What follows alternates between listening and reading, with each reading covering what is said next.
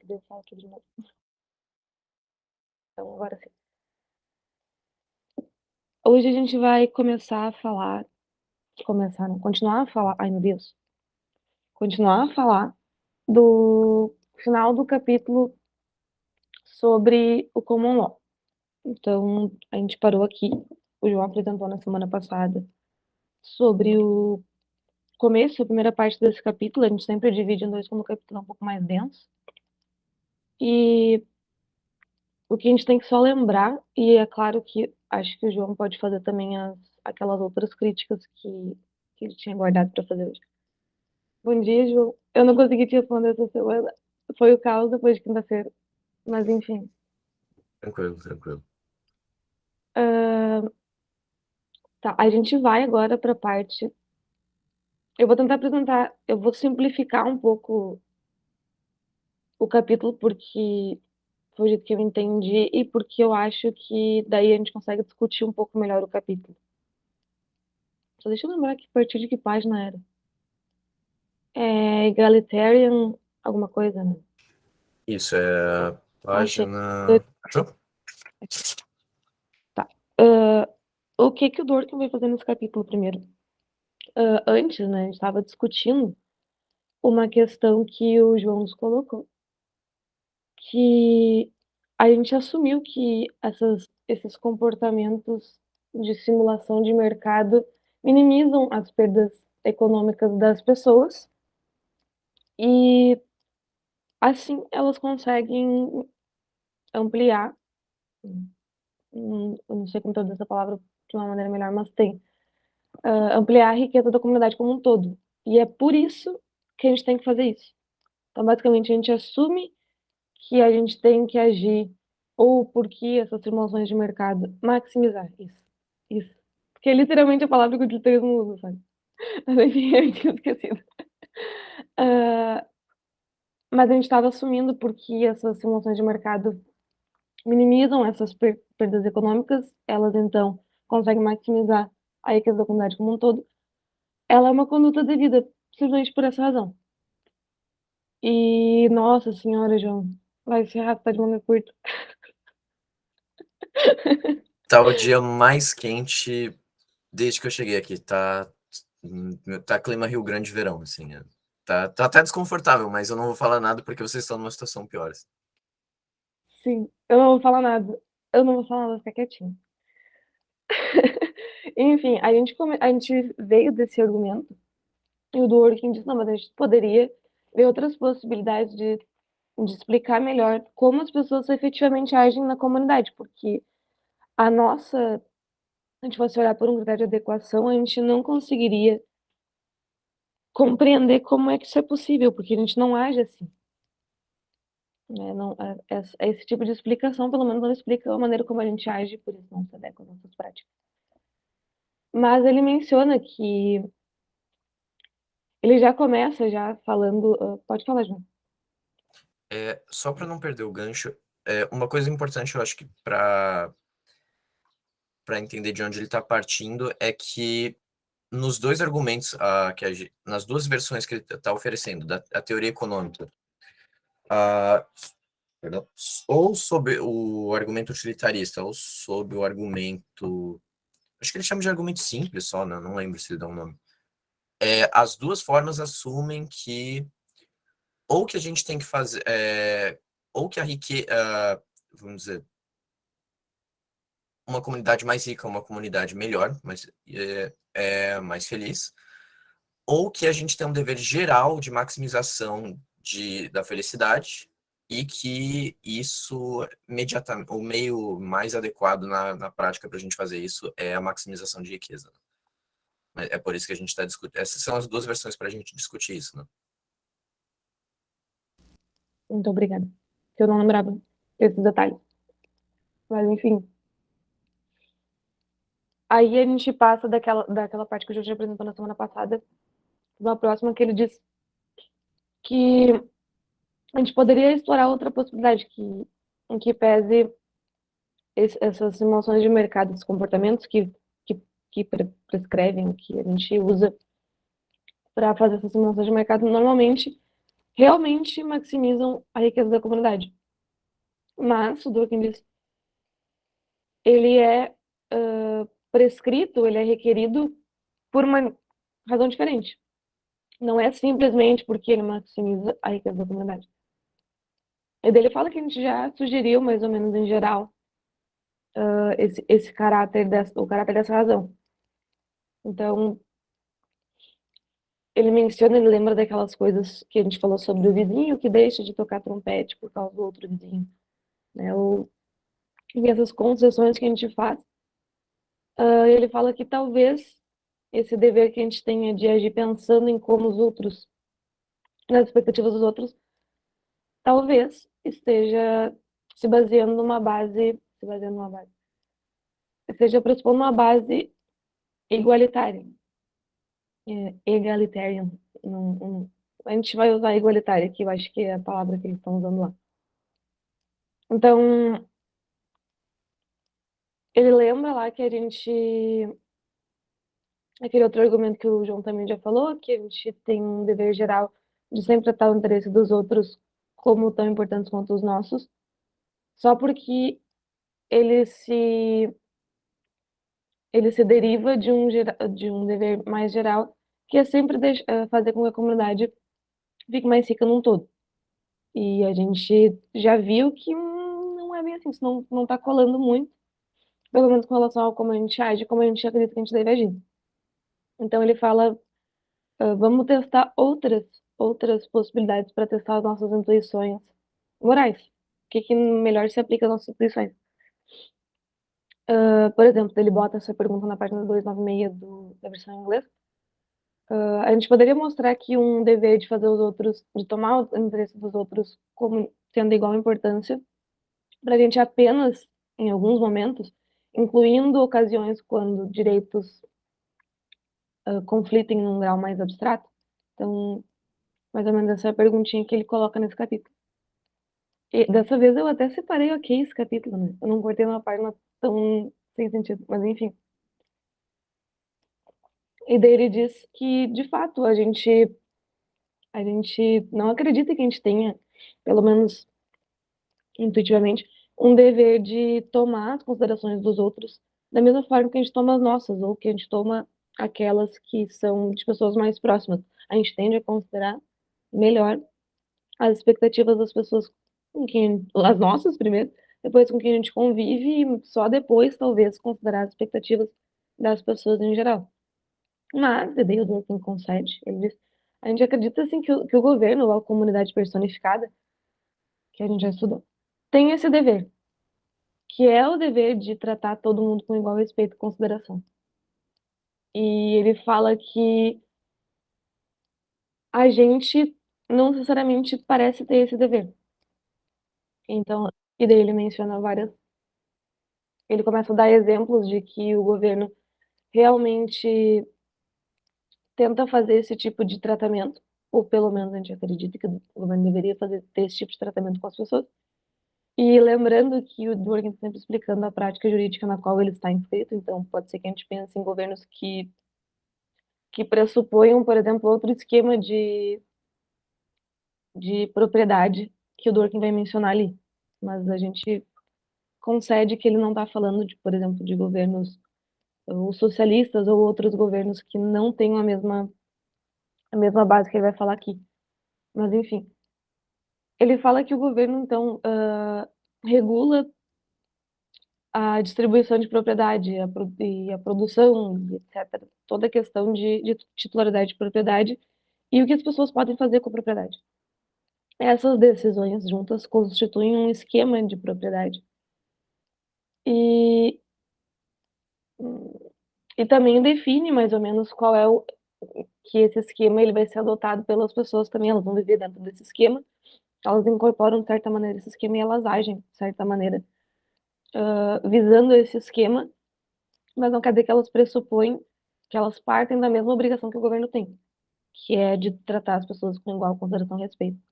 Então, e daí ele menciona por que que o governo, então, simplesmente, se ele tem esse esquema que diz que a gente tem que agir, que a gente tem que agir, que pressupõe que tem que que as pessoas têm que ser tratadas com igual respeito, as expectativas das pessoas devem ser consideradas da mesma maneira, por que que o governo não demanda que a gente ou comece a adotar regras que proíbam que a gente age de maneira diferente do próprio governo? Se eu não me engano, a questão é assim, mas me corrijam se eu tiver equivocado. Ou se tiver uma maneira melhor também de colocar essa questão. Ah, por que que a gente não adota, então, essas responsabilidades igualitárias que o governo também adota? Ou por que que o governo não coloca uma regra que diz que a gente tem que adotar a mesma responsabilidade que ele? E daí, a gente lembra que o governo, diferente da gente, tem responsabilidades abstratas de tratar, abstrato é estranho, né? Mas um grau abstrato de tratar o destino de cada cidadão de maneira igualmente importante. E daí ele diz que a gente pode, então, partir de algumas teorias sobre igualdade, que podem explicar, não sei se dá para dizer que é teorias sobre igualdade, mas enfim, que podem explicar esse sistema de propriedade, esse esquema existente de propriedade, que compreende tanto as expectativas ou os deveres que a gente coloca no governo, que é a ideia de que sim, ele tem que tratar a gente com igual respeito e consideração, e o fato de que o governo efetivamente se comporta dessa maneira. Então, a gente vai explorar agora 5 concepções de igualdade. E aqui começa o meu problema nesse capítulo, mas enfim, vamos voltar. Ele vai dizer que a gente vai olhar, então, essas cinco concepções de igualdade. Por que que, novamente, a gente sempre trabalha com a ideia de conceito e concepção, né? Porque o Durkheim, ele sempre coloca um grau abstrato para um conceito, assim como ele faz para o conceito de direito, que ele coloca como sendo, por exemplo, o conceito de direito, né? O que a gente consegue dizer que decorre, os nossos direitos e deveres são aquilo que decorrem das obrigações passadas sobre o que se requer que a gente faça, o que as regras passadas requerem que a gente faça, e o que se aplica ainda numa comunidade política atual, digamos assim, que é não esquecer que, sei lá, só porque uma lei em 1902 disse que a gente deveria prender pessoas por causa do que elas são, isso não é justificável hoje. Eu não caí, né? Porque o João. Ah, não, o João tá aí. Tá, eu não caí. Então, basicamente, a gente tem um conceito de direito que ele coloca lá no começo do livro, e depois, o que a gente está fazendo, o livro inteiro é literalmente analisando concepções que competem para explicar melhor o conceito de direito. Uma concepção que melhor explica um conceito é aquela que melhor se adequa e melhor justifica, sob a melhor luz moral, aquele conceito. Especificamente no caso do direito, a luz é moral, porque o Durkheim entende que o direito ou a prática jurídica é só uma instância da moralidade política da comunidade em geral. Me perdoem os Durkheimianos se eu estiver falando uns termos muito diferentes do que o Durkheim coloca. Eu estou tentando me ater, mas enfim. Aqui, quando a gente fala de concepções, é basicamente a mesma coisa.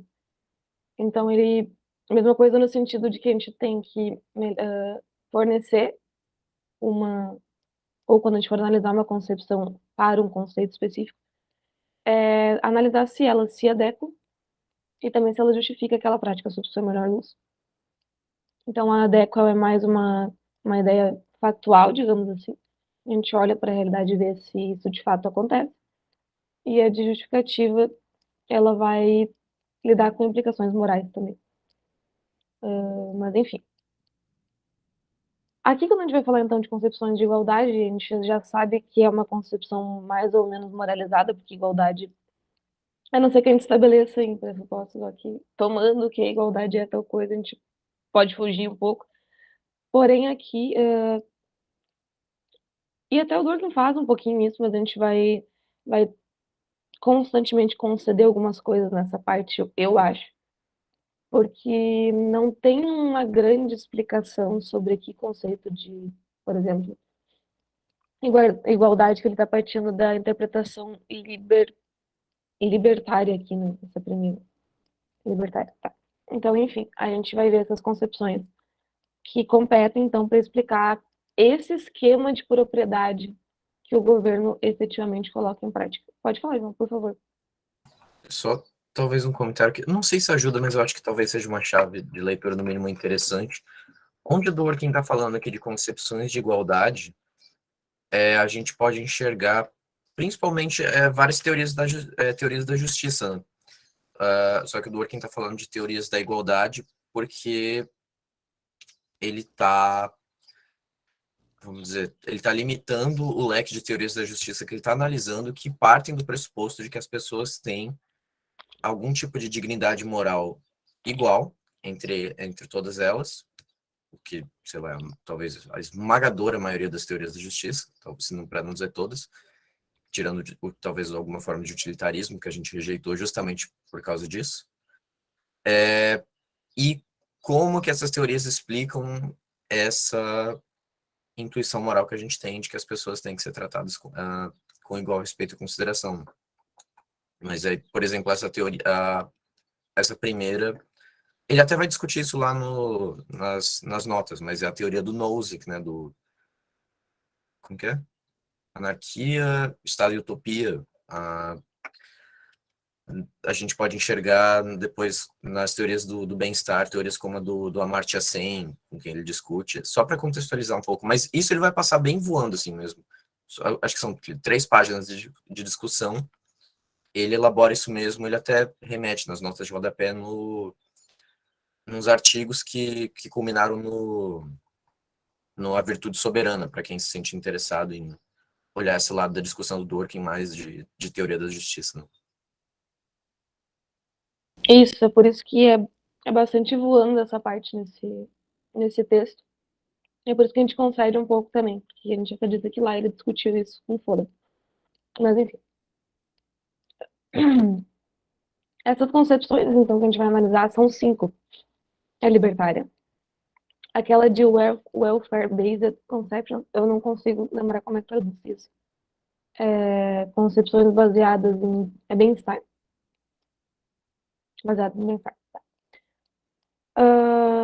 Utilitarismo, que na verdade eu não sei como é que ele coloca, ele fala que é uma welfare-based conception, é uma teoria do bem-estar. E a igualdade de bem-estar, que é diferente, né? Ou é um tipo de welfare. Se não me engano, ele considera a teoria utilitarista como um tipo de teoria de igualdade de bem-estar, mas tem dentro, acho que a teoria de a igualdade de bem-estar, como que ele diferencia? Ele diferencia mesmo, eu só, peraí. Aqui a gente tem tá aqui, logo no Lá início. 297, isso, ele bota um capítulo, um parágrafo. Inclusive, eu vou abrir eu acho que é interessante ler essa parte. Eu não vou lembrar de todas elas. E eu tô só com. Eu vou abrir o livro em português, que é mais fácil. Uhum. Porque nesse frio eu tô pensando com só 2 neurônios. Que já é demais. Vamos ver.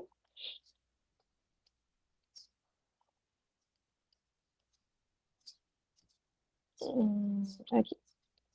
Alguém sabe qual é a página do Império do Direito que tem esse trecho?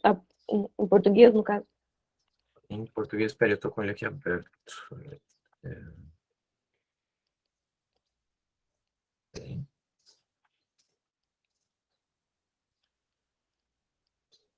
Vamos ver. Mas eu tinha achado aqui a nota, se você quiser ir procurando a página. Ele diferencia, são dois tipos de teoria baseada no bem-estar, ele fala. Tem a teoria a teoria utilitária, que vai usar como, vamos dizer, vai requerer que o governo trate as pessoas como iguais, num esquema de propriedade, onde as regras asseguram, na maior medida possível, a o maior bem-estar médio possível, onde ele vai contar, por exemplo, coisas como ou sucesso ou a felicidade de cada pessoa, da mesma maneira possível. E depois ele vai falar da igualdade de bem-estar como uma teoria da mesma classe que requer do governo um arranjo institucional e um esquema de propriedade que distribua propriedade de forma a fazer o bem-estar entre as pessoas mais ou menos igual. Um Seria procura, tipo, então, é mais ou menos igual, mas um procura maximizar não necessariamente o bem-estar, pode ser outra métrica utilitário, como felicidade, como preferências, maximização de sucesso, de acordo com, uma, sei lá, alguma lista fechada de bens e objetivos, e o outro vai falar de bem-estar de maneira mais estrita. aqui, acho que o Wesley Felipe me falou que é no 357. A gente tem o início de concepções de igualdade. Então, a gente fala que as concepções libertárias da igualdade pressupõem que as pessoas têm direitos naturais sobre qualquer propriedade que tenha adquirido de modo canônico, e que o governo trata as pessoas como iguais quando protege sua posse e fruição de tal propriedade. As concepções que têm por base o bem-estar, por outro lado, negam qualquer direito natural à propriedade e insistem, pelo contrário, em que o governo deve produzir, distribuir e regular a propriedade para obter resultados definidos por alguma função específica da felicidade ou bem-estar dos indivíduos. Então, já o utilitarismo é uma concepção de igualdade baseada no bem-estar.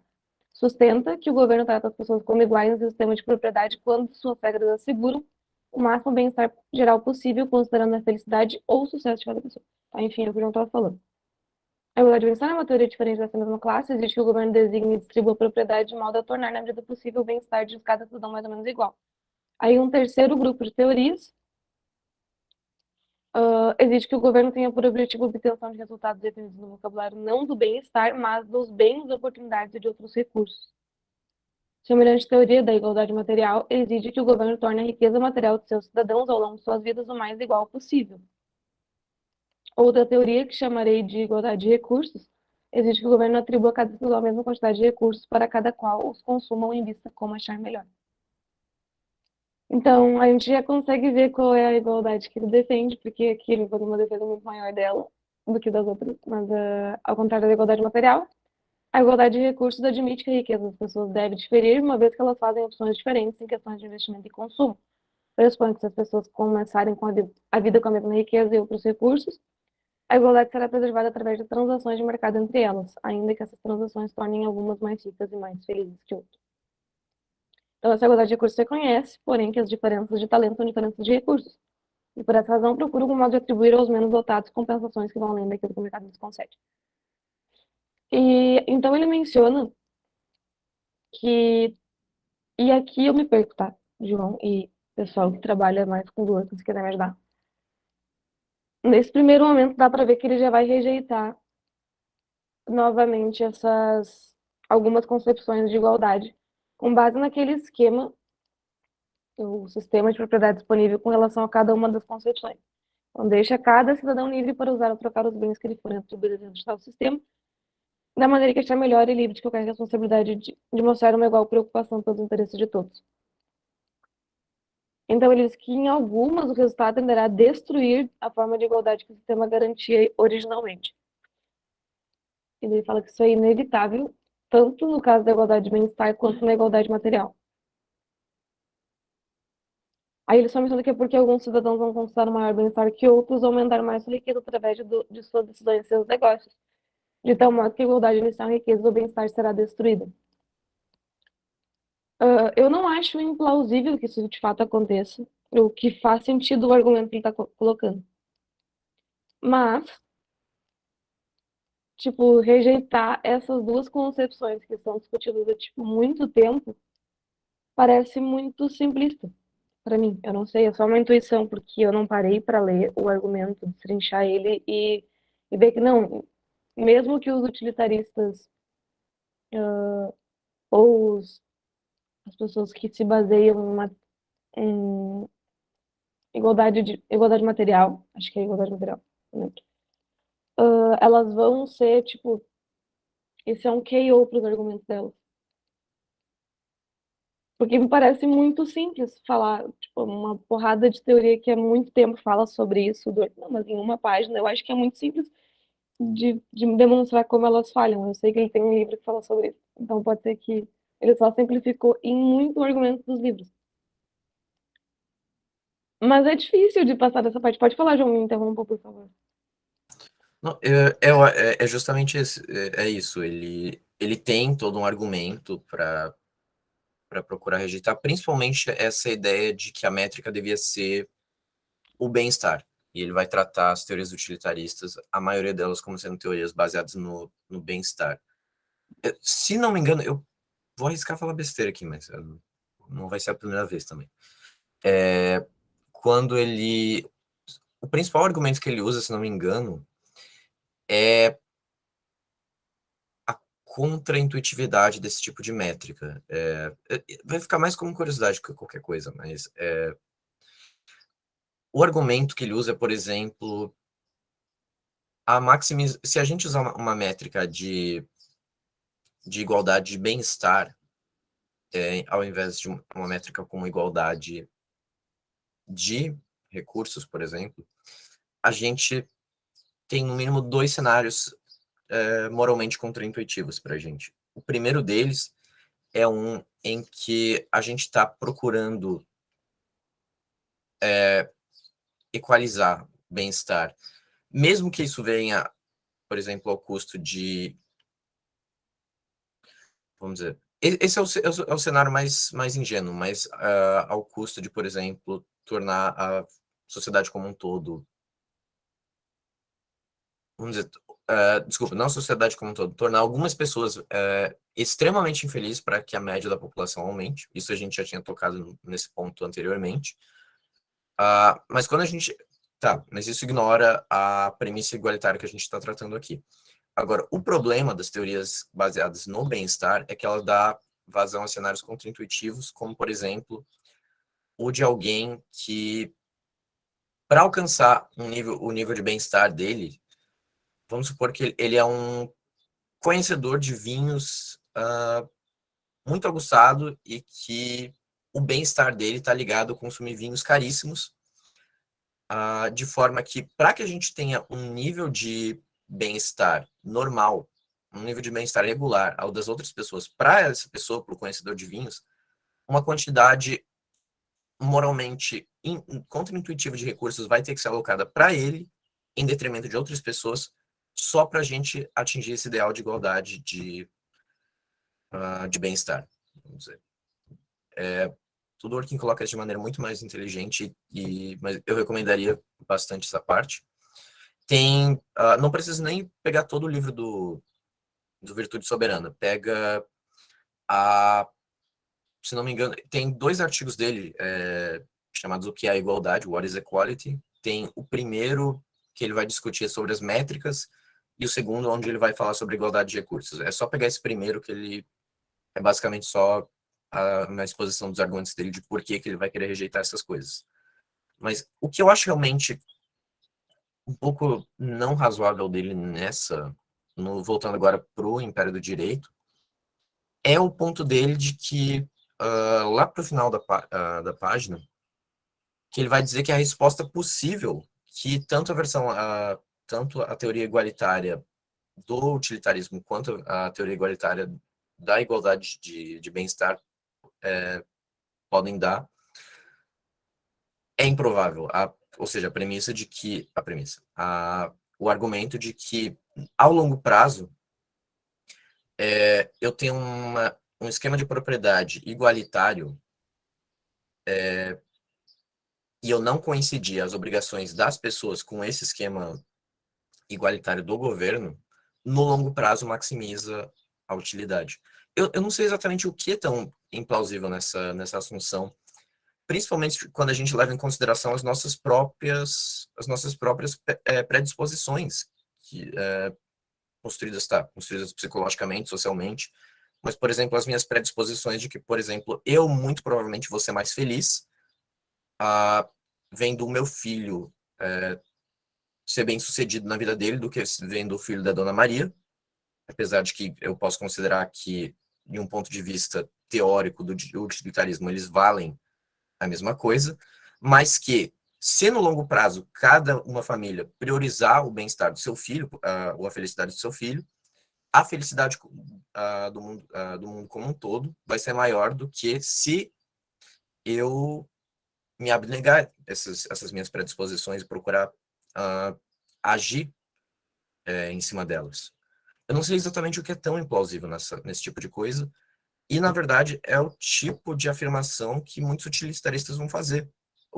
até utilitaristas que, por exemplo, que apoiaram a movimentos realmente de uma espécie de um altruísmo fora do normal, como o Derek Parfit, que vai dizer que a gente está agindo irracionalmente se a gente não doa parte, por exemplo, dos nossos ganhos para ajudar certas pessoas, em vez de usar isso para mim.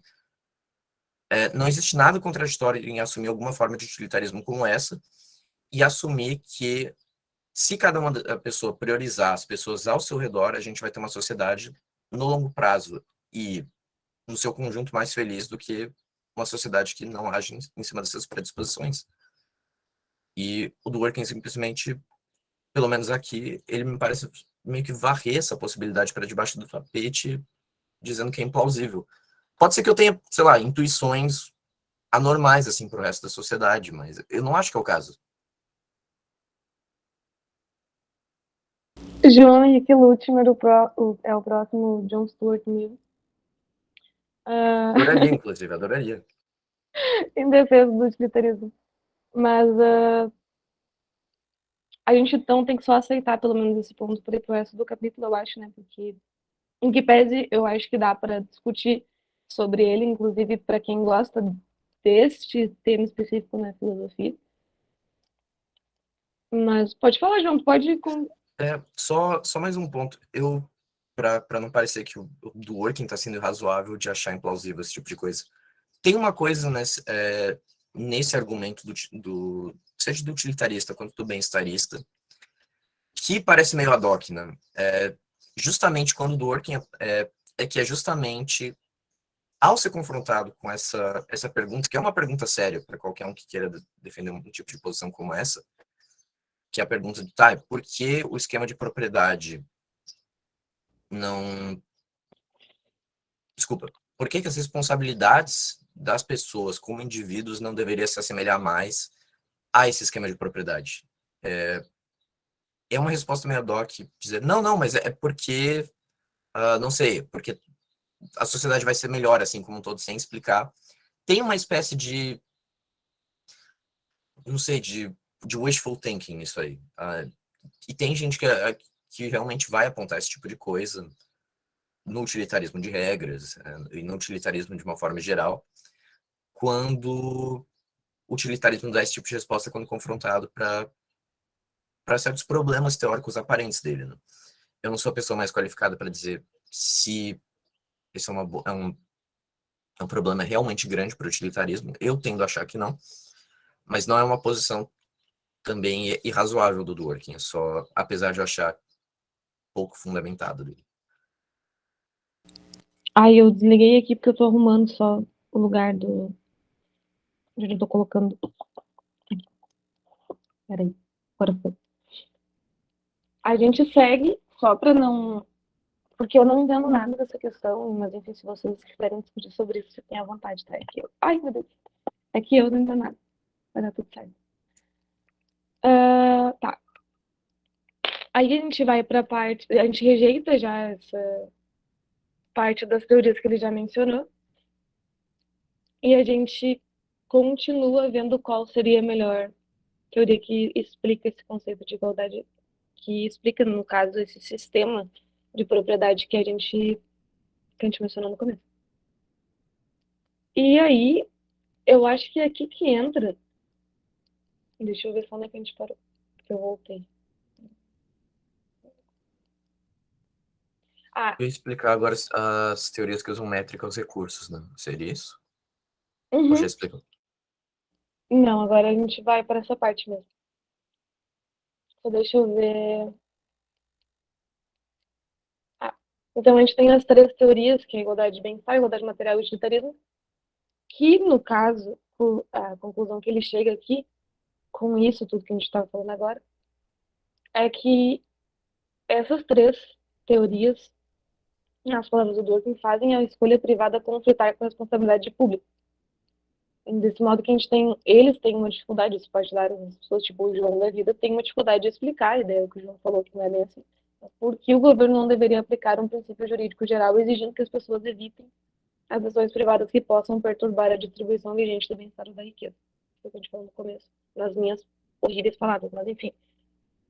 Então, daí eles colocam aquela questão implausível que o João falou, que a forma de igualdade que favorece pode ser alcançada mais constante, seguramente sem tal princípio do que com ele. E daí o Durkheim fala, mas a gente é implausível, implausível. Próximo. E a gente vai pro próximo. Então, que são as duas concepções restantes, que é o libertarismo. É libertarismo que se fala ou libertarianismo hoje? Eu não sei. Libertarismo é como o pessoal que quer evitar um anglicismo fala, mas libertarianismo é mais comum, eu acho. Pois é, eu vejo sempre como libertarianismo, mas enfim. E a igualdade de recursos, que são as duas concepções. Não se opõe à ambição privada. Então, elas são perfeitamente compatíveis com ela. E daí ele menciona que aquele esquema de governo, a gente ele faz uma explicação, eu acho que a gente, eu não sei se a gente fala sobre ela, mas ele menciona que é uma coisa importante, que as duas teorias são diferentes. A gente não pode igualar o libertarianismo à igualdade de recursos, porque eles são extremamente diferentes. A única coisa que elas têm em comum é que elas conseguem explicar esse tipo de esquema geral do conceito de igualdade adotado pela comunidade personificada pelo governo. Então, aqui que é interessante. Lá na página do 360 da versão traduzida, tem uma conclusão preliminar que eu acho que é interessante a gente considerar e ler direitinho, que é meio que um resumo desse trecho.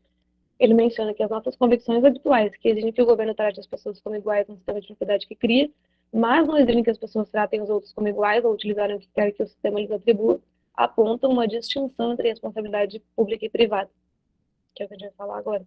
Então, elas pressupõem que, em política, temos um dever que não se pode adiar como ocorre com qualquer dever geral da vida privada. Precisamos de uma concepção de dever público que dê coerência a essa distinção de responsabilidades, que explique por que o dever imperativo na esfera é muito menos exigente que na outra. Daí ele menciona que se a gente acha que a distinção de responsabilidades é importante e fundamental, isso favorece uma concepção de igualdade compatível e não mais competitiva com a definição de responsabilidade pública, pois as concepções compatíveis explicam a divisão de modo natural e sistemático, enquanto teorias competitivas, que são aquelas que o João fica defendendo aí, só podem explicá-la, na melhor das hipóteses, de modo artificial e improvável. É o que o Durkheim fala. Uh, Deixa eu ver o que é pertinente de falar dessa parte. Uma questão importante que a gente lembra, assim, que a gente estava tentando explicar, pelo menos quando a gente começou esse capítulo, a gente estava tentando explicar não exatamente o conceito de direito no todo, mas um pedaço do direito, que era o direito de responsabilidade por acidente e tudo mais. Então aqui ele ainda lembra disso, que ele fala que a gente tem duas estratégias para lidar com, sei lá, pode ser com direitos que se, meu Deus, como é que fala? Que colidem, né, com direitos que estão colidindo, o meu direito, o teu direito, quando eles colidem. Só que ele menciona que a gente tem duas estratégias, que a gente tem dois níveis em que isso acontece, que é no nível da responsabilidade do Estado, o dever do Estado de agir não se tratando com igual respeito e responsabilidade em consideração. E a gente tem o âmbito privado, que a gente não tem exatamente um dever de tratar os outros da mesma maneira que a gente nos trata. A gente não tem que, pelo menos as nossas intuições dizem que a gente não tem um dever de agir da mesma maneira com relação às nossas expectativas que a dos outros. A gente pode ser colocado em primeiro lugar. E isso não é nada fora do que a gente comumente pensa. Então, ele menciona que existe, a gente tem uma sugestão de distinção entre a responsabilidade pública e privada, que inclusive talvez possa nos explicar como a gente usa uma, uma dessas estratégias só para tratar, por exemplo, o dever de tratar os outros com igual interesse em situações de ilícitos civis e negligência. Então, a ideia é que a estratégia que a gente poderia usar para explicar essa primeira questão dos acidentes, que a gente estava falando lá atrás, é a que admite que a gente não tem o dever geral de tratar os outros desse modo. Eu tento explicar por que temos esse dever quando direitos abstratos entram em conflito. Então, ele menciona que essa distinção. Deixa eu só achar aqui a parte. Ah, isso aqui é muito bacana. Quando ele menciona que a gente tem dois níveis, então, que o cidadão age em relação ao esquema de propriedade que ele está, né, que ele se encontra. Então, está na página 361, tá? A distinção entre a responsabilidade pública e privada em questões de propriedade estabelece essa distinção crucial de cada cidadão em dois tipos de ocasiões. É a primeira, quando decidem como usar aquilo que lhes foi claramente atribuído pelo sistema público de propriedade. E segundo, quando devem decidir o que este lhes atribuiu, seja porque suas regras de explícitas são obscuras ou incompletas, seja porque os direitos abstratos mobilizam de algum modo conflitantes. Então, no primeiro tipo, o cidadão pode imaginar-se habilitado a agir por si mesmo ou por outras pessoas que vêm escolher, como membro de uma comunidade de princípios por sistema segura, aquilo que parece como uma atitude permissiva e egoísta. No segundo tipo de ocasião, ele não pode permitir essa liberdade, pois é necessário saber em que consiste o sistema de propriedade, perguntar de que modo suas convicções podem ser mais precisamente definidas. E ele diz que essa é uma pergunta interpretativa e o próprio cidadão é que vai ter que responder, aplicando uma concepção compatível de igualdade que, na opinião dele próprio, oferece a melhor interpretação da estrutura principal do sistema. Pode falar, Wesley, por favor. Eu acho interessante que ele traz isso e depois ele começa a trazer uma série de exemplos para meio que ilustrar o quantas variáveis teriam que ser analisadas caso os próprios cidadãos tivessem que ver aonde a liberdade deles atingia o direito do outro, sabe?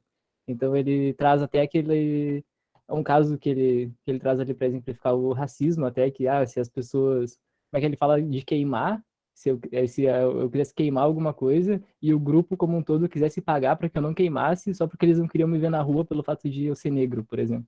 Então ele traz esses exemplos e aí ele leva a gente a entender que o Estado é sim importante em determinar certos perímetros, assim, pode-se dizer, para que as pessoas não tenham que fazer isso por si próprias e aí tem aquele conflito que gera uma reação em cadeia, né? O Dworkin é sempre muito bom com exemplos. Eu acho que nessa parte ele dá mais um ataque à ideia de utilitarismo, né? Não lembro se é nessa parte que ele tá falando sobre isso. A gente vai chegar lá de novo. Mas eu acho que. Deixa eu só ver qual é o próximo ponto. Ah, tem uma coisa que eu acho que a gente tem que destacar nesse capítulo, que é a ideia de que o Dworkin não está rejeitando essas regras de simulação de mercado. Eu acho que é um dos pontos interessantes, que é só que a ideia de a regra de simulação de mercado ela só não é mais embasada pelo mesmo princípio, ou na verdade não era um princípio, né? A gente não tinha um princípio antes do utilitarismo. Agora a gente tem. Então, a gente vai ter, pelo menos, a gente vai demonstrar como a gente tem um princípio para isso. Pode falar, João, tu tinha desligado. É, só uma coisa. É importante também, eu acho, notar. Só para lembrar, acho que não tinha um princípio econômico, sim, para a teoria econômica? Acho que sim, mas ele não era o da. Ele não era aquele Não era um incompatível. princípio igualitário, não. É. Sim, sim, sim.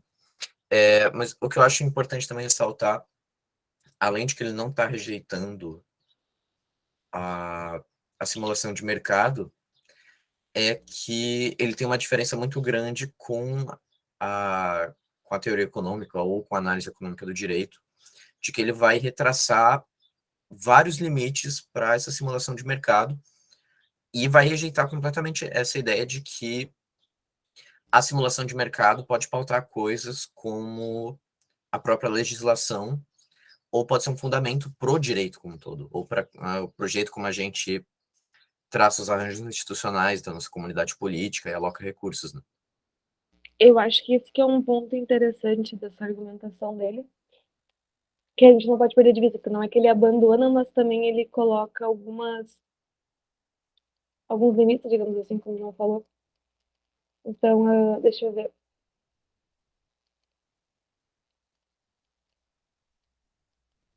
Ele fala. Peraí, vamos voltar aqui. Sim, ele fala que existe uma base que a gente precisa para uma melhor justificativa igualitária da abordagem de simulação de mercado em alguns casos difíceis do direito, que nos permita apresentar essa justificativa dessa maneira preliminar incipiente, que é a ideia de que as atitudes dos cidadãos devem ser igualitárias e não permissivas. Aí a gente passa. Deixa eu ver.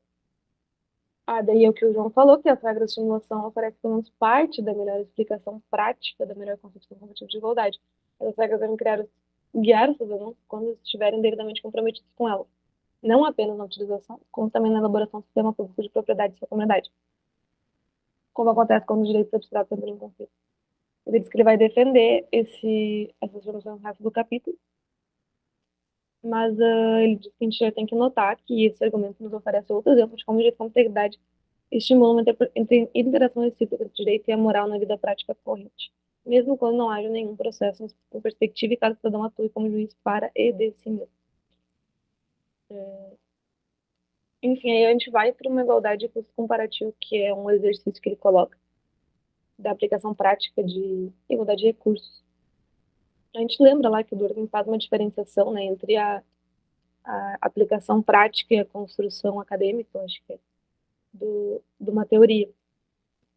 Mas, enfim, ele até menciona que nada adianta uma aplicação prática que tem alguns benefícios quando ela não se justifica na, na construção acadêmica, né? Quando ela não oferece alguma justificativa moral que possa fazer sentido das nossas práticas e ser uma justificativa efetivamente moral, conforme a moralidade política da comunidade.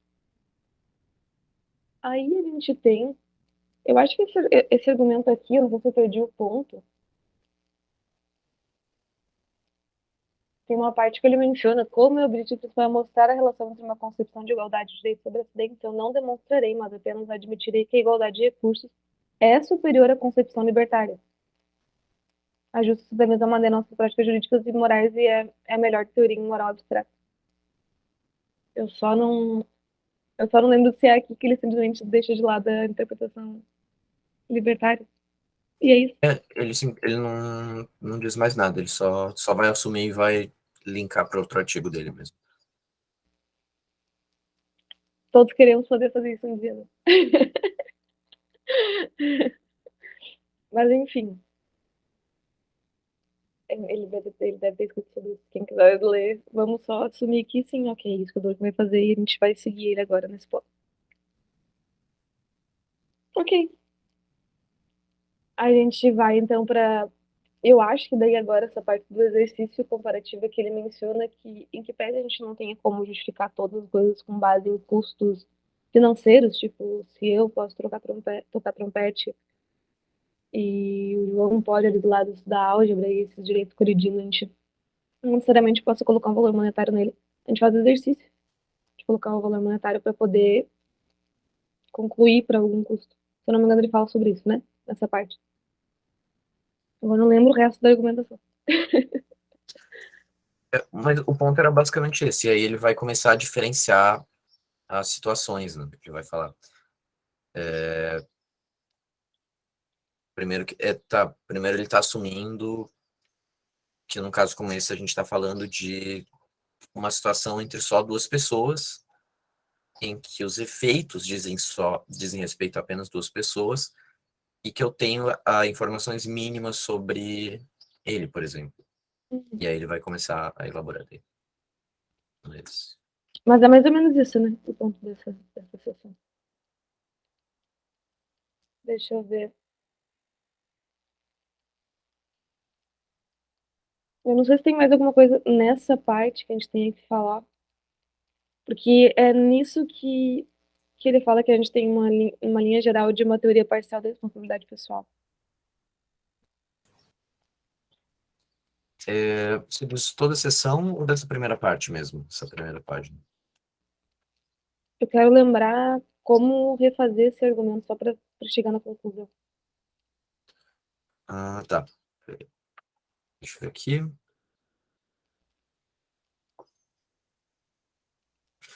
Primeiro ele vai partir Mas de uma...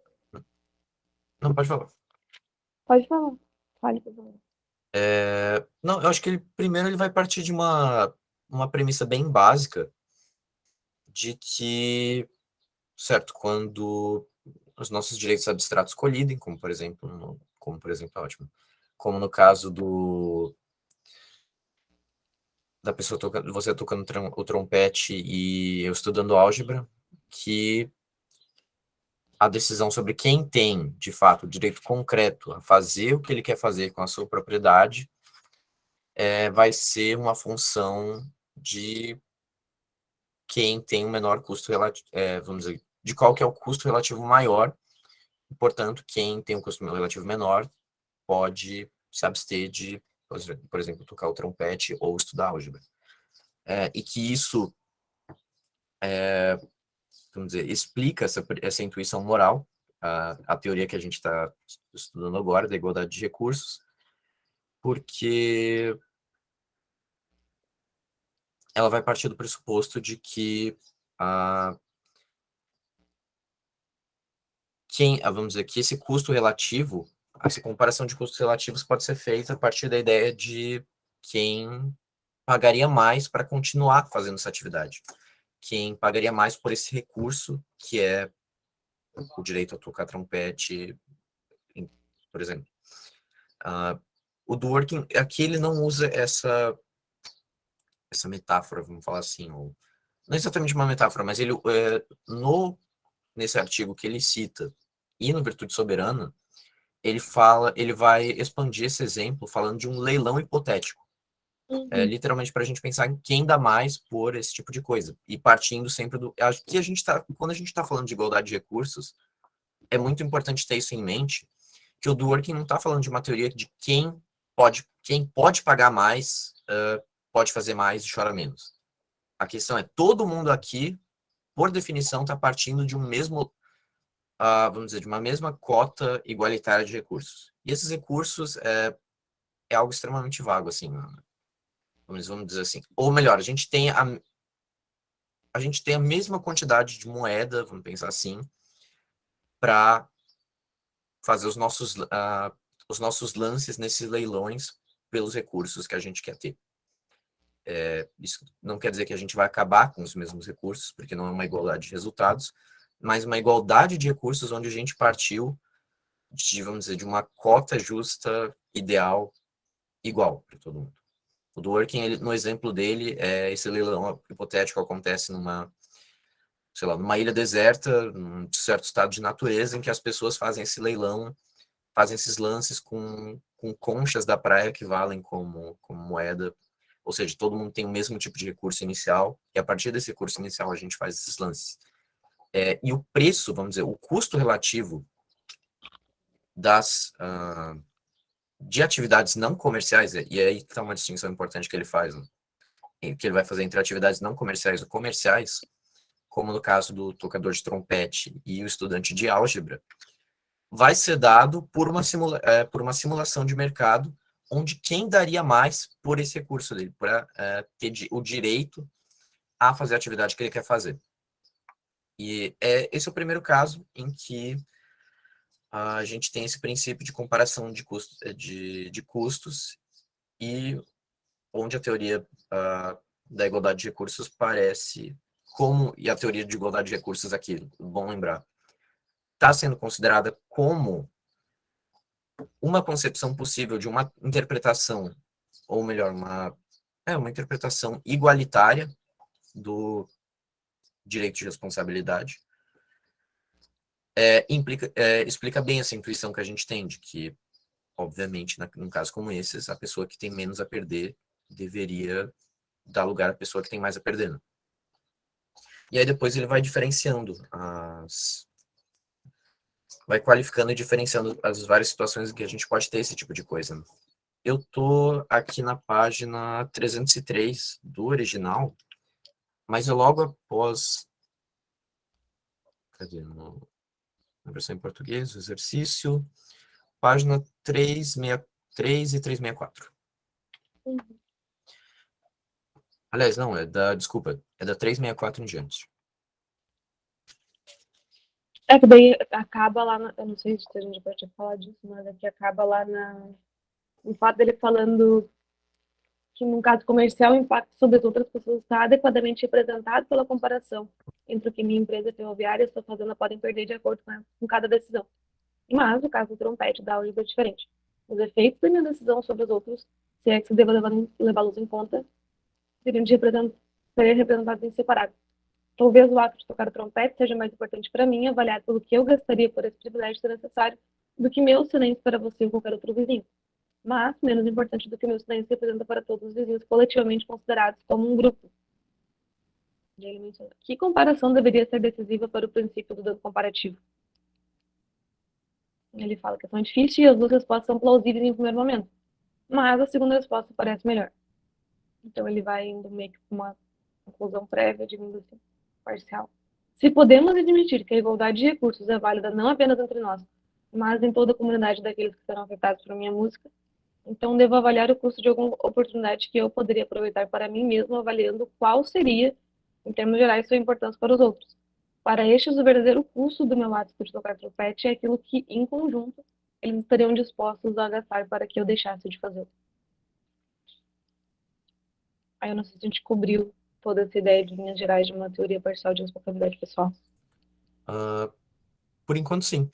Ele aqui só faz uma... Ainda na página 304 do original, ele faz a observação de que ele acha que procurar fazer essa medida de custo relativo através da ideia da noção de recursos parece ser uma medida superior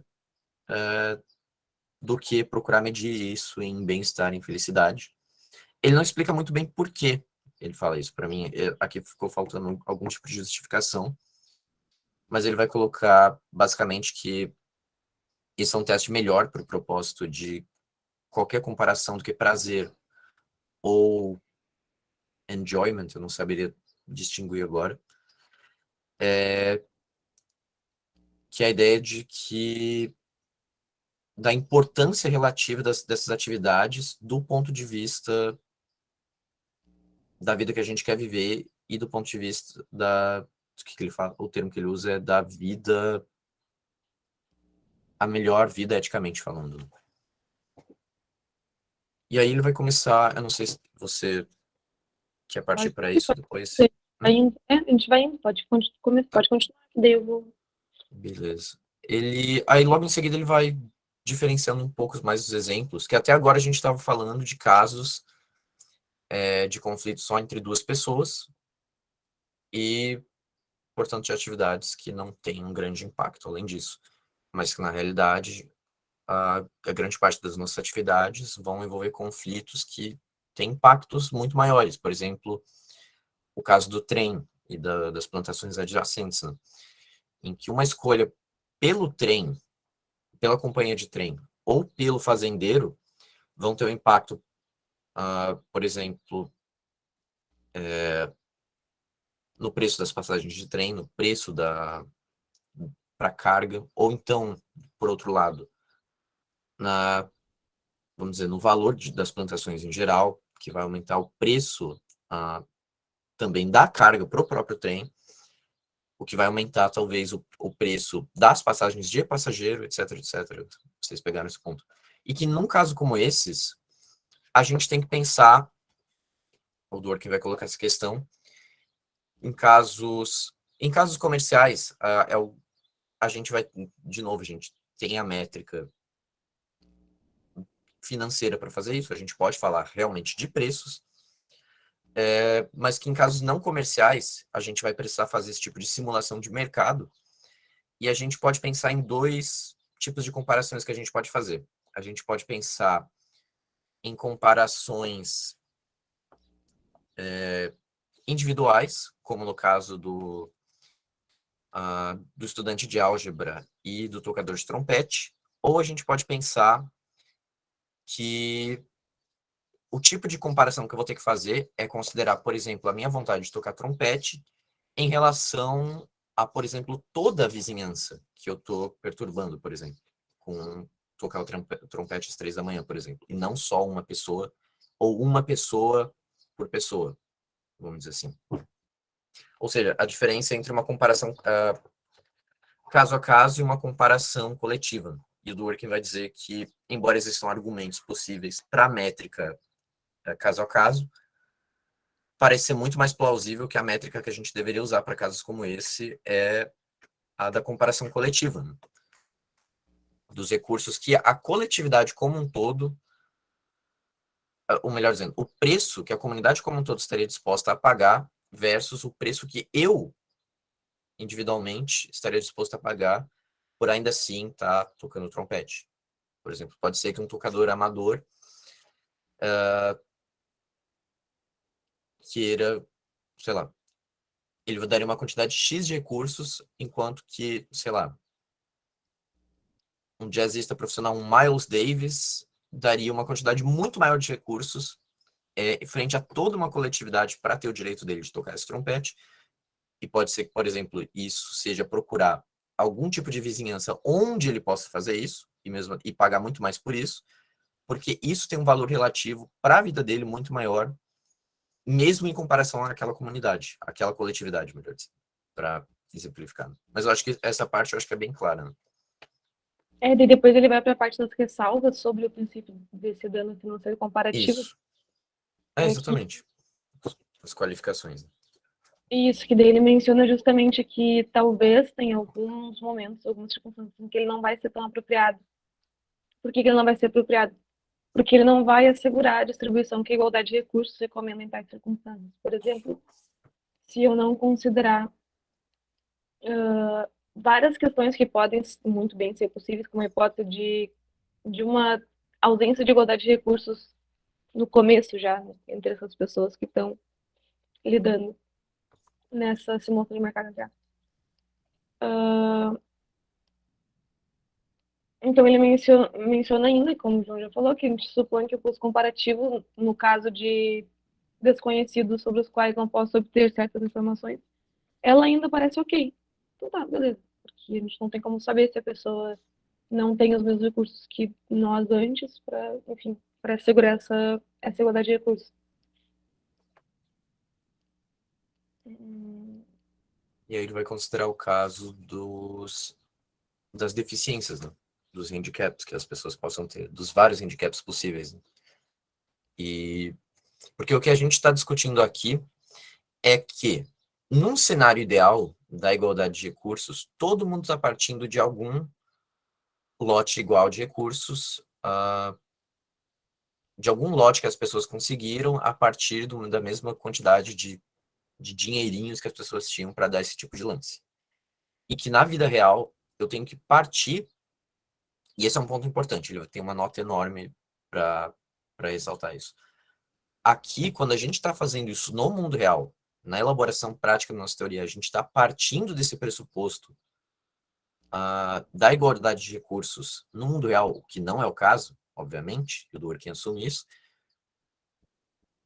vai ter momentos em que esse tipo de simulação de mercado, onde eu parto do pressuposto de que todo mundo, que as diferenças em riqueza, elas refletem uma igualdade de recursos inicial, ela vai gerar distorções, em que, por exemplo, porque pode ser que uma pessoa tenha, assim, tenha sido mais rica porque ela tinha mais recursos que os outros por causa da diferença, por exemplo, de talento ou uma diferença de capacidade física, por exemplo, no caso de deficiências, que num cenário ideal seria algo compensado, existir algum tipo de compensação. No cenário ideal, eu estou fugindo de novo para o Virtude Soberana, mas só para fazer um comparativo. Num cenário ideal, a gente teria algum tipo de compensação por esse tipo de coisa. Se não me engano, eu vou falar de maneira bem grosseira, eu acho que o Emanuel com certeza vai saber isso melhor que eu, mas a ideia é que nesse tipo de leilão hipotético que as pessoas fariam, elas fariam algum cálculo, vamos dizer, de probabilidade versus custos, de, por exemplo, delas nascerem, elas,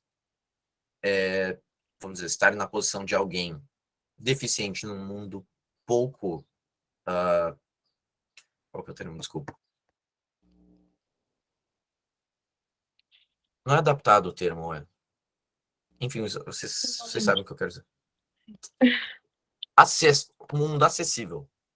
Enfim, por exemplo, as pessoas vão levar em conta o custo de nascerem com uma deficiência física num mundo com relativamente pouca acessibilidade e na hora de fazerem os lances, eles pagariam por certos tipos de seguros. Elas estariam asseguradas que se elas nascessem em condições, por exemplo, que elas teriam menos talentos que as outras, ou seriam fisicamente menos hábeis, intelectualmente menos hábeis, etc, etc, etc, elas teriam algum tipo de recurso, algum tipo de quinhão a mais, para falar de recursos, que compensaria por essa diferença, que geraria uma distorção no mercado. Nesse mercado, desculpa, no mercado não, nos custos, né, dos recursos. E aqui a gente está partindo do pressuposto de que, e é por isso que esse teste de, vamos dizer, essa simulação de mercado, ela não funciona muito bem quando a gente está falando de pessoas com deficiências. Porque aí a gente já não pode partir desse pressuposto de que as diferenças em riquezas, elas refletem uma igualdade de recursos. Aqui, só para explicar um pouco mais essa ideia, eu vou dar só um passo para trás por 30 segundos. Para o que ele quer dizer com a ideia de que uma diferença de riqueza pode refletir uma igualdade de recursos. A gente está partindo do pressuposto de que todo mundo começou com o mesmo quinhão de recursos, mas que, obviamente, as pessoas... E a gente pode até partir do pressuposto de que todo mundo tem o mesmo tipo de habilidades, o mesmo conjunto de talentos, para simplificar a coisa.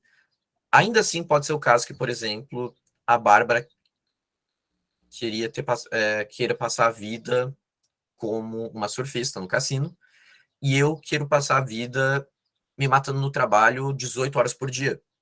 E que isso vai se refletir em alguma desigualdade de riqueza entre a gente, mas que esse tipo de desigualdade em riqueza reflete projetos de vida, reflete projetos de vidas diferentes, e em última análise reflete uma igualdade de recursos. Desculpa, não é que reflete, mas que não significa que não existia essa igualdade de recursos. Reflete só diferenças de propósitos de vida, de planos, de como que eu quero gastar meus recursos escassos, como, por exemplo, meu tempo de vida. É isso que está sendo pressuposto aqui. Mas, obviamente, isso não vai valer num caso, como, por exemplo, de alguém com algum tipo de desvantagem. Então, o Dworkin vai colocar que quando eu sei que eu estou em frente a alguma pessoa com algum tipo de desvantagem, eu estava falando de deficiência aqui, porque é um dos casos paradigmas que o Dworkin usa, mas não necessariamente é uma deficiência física. Qualquer tipo de desvantagem. O teste esse vai ser um tipo de exceção à simulação de mercado. Mas ele vai dizer que em casos onde eu tenho algum tipo de escassez de informações, nesses casos eu tenho uma razão prima facie para agir de acordo com esse tipo de comparação de custos, onde eu simulo um tipo de mercado de custos. Aqui ele vai abrir até uma nota de fim muito interessante lá, a nota 18, em que ele vai admitir uma coisa muito importante, que é ele está pressupondo que em situações normais a gente pode partir, a gente pode ter razões para assumir esse tipo de igualdade de recursos. Mas alguém poderia questionar por que a gente tem razões para fazer isso, em vez de admitir, por exemplo, partir do pressuposto de que isso não é o caso, que a nossa sociedade, por exemplo, reflete desigualdades que não são uma consequência de uma divisão igual ou igualitária de recursos, melhor dizendo. Ele vai colocar, basicamente, eu recomendo muito a leitura, mas basicamente o que ele vai colocar é que a gente tem razões prima facie de estratégia para agir como se a igualdade de recursos tivesse realmente acontecido na nossa sociedade. Essas são razões derrotáveis frente aos motivos que eu já coloquei, mas que agir dessa forma faz a sociedade, vamos dizer, se aproximar no longo prazo mais ao ideal da igualdade de recursos do que não partir desse tipo de perspectiva. Se vocês concordam com isso, é uma outra questão. Eu não sei exatamente o que achar também. Mas eu acho que ele é um ponto plausível que ele poderia levantar. Que ele levanta, no caso. Ele até depois menciona que Mas eu não sei se já tô pulando muito. Mas ele menciona que a gente vai se encaminhar por uma conclusão segundo a qual eu devo seguir o princípio do dano financeiro comparativo quando sei que o fato de exercer algum direito concreto entrar em conflito com o exercício dos direitos abstratos de outras pessoas com as quais não mantenho um relacionamento contínuo, e sobre as quais não disponho de informações especiais que possa considerar relevantes. Então, a minha ignorância pode tornar muito mais difícil a aplicação do princípio. Como decidir se aqueles que podem ser afetados pagariam mais do que eu, tanto individual como coletivamente? Aí ele menciona que tá lá nas questões comerciais é muito mais fácil, só que se eu quero fazer isso em contextos não comerciais, eu vou ter que correr a ideia de pessoa razoável representativa da vizinhança afetada. Então, a gente tem eles, temos bastante tipo desse tipo de conhecimento, bastante desse tipo de conhecimento geral para tornar o princípio do dano financeiro comparativo viável, pelo menos na maioria dos casos. E daí ele diz que, mas ainda assim, a gente fazer uma outra ressalva, tipo, eu tenho um pouco mais desse princípio. Então ele fala que. E daí entra naquela coisa que a gente já mencionou, acho que foi uma que o Wesley falou também, é que tem certas circunstâncias que é obviamente injusto avaliar a importância de uma perda ou dano, perguntando apenas se, para evitar essa perda, a vítima pagaria e poderia pagar mais do que outros pagariam coletivamente para fazer aquilo que ameaça provocá-lo. Então a gente volta, o Durkheim disse, para entender por que a gente precisa explicar um pouquinho melhor esse sistema geral de igualdade de recursos. Ele diz, eu afirmei que esse sistema pressupõe que a igualdade é preservada e protegida mediante transações de mercado, mas que isso está sujeito a ressalvas. Depois ele diz assim, diz que a suposição deve ser atenuada de modo... Ai, meu Deus! Espera aí. Calma aí, que eu perdi. Tá. Também diz que a suposição deve ser atenuada de modo a poder levar em consideração as diferenças de talento. E depois ele diz que também afirmei que deve ser atenuada para levar em conta os direitos individuais. Então, sob a igualdade de recursos, temos direitos que protegem interesses fundamentais, inclusive aqueles que as pessoas nacionais assegurariam contra os danos se o seguro fosse acessível a todos em termos equitativos e economicamente eficazes. Todas as coisas que o João mais ou menos disse. Vamos ver. Aí ele menciona os casos extremos onde esse tipo de coisa realmente é muito difícil de se aplicar. Ele menciona, por exemplo, suponhamos que a vida do meu filho depende de uma ambulância barulhenta que perturba um grande número de pessoas, as quais, para não serem perturbadas, pagariam coletivamente uma soma superior a todos os recursos de que dispõem. Ou imaginemos, daí esse é o exemplo que o Wesley até mencionou, imaginemos que sou negro e que em conjunto meus vizinhos pagariam mais para que eu não queimasse folhas no meu quintal do que eu poderia pagar ou pagaria para queimá-las, simplesmente porque eles não suportam me ver. Então, esses não são certamente os únicos tipos de ocasiões em que o teste financeiro comparativo seria injusto para julgar o jeito concreto de cada um. Ele diz que é apenas uma exemplos para demonstrar que o teste teria de ser substituído. Então, a gente vai lá para uma outra sessão sobre elaboração prática. Meu Deus. Então, ele fala que a gente vai tornar essa teoria, então, de reprodução mais complexa a partir desse momento, porque a gente vai ter que explicar uma outra, pelo menos um grande número de casos que, por mais que eles podem ser minoria, mas ainda assim são um grande número de casos que justificariam, por exemplo, certas atrocidades que a gente sabe que a nossa moralidade não permite, como aqueles que a gente mencionou. Então ele diz que...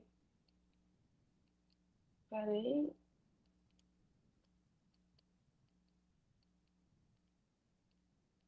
Deixa eu pensar em qual parte que vale a pena mencionar.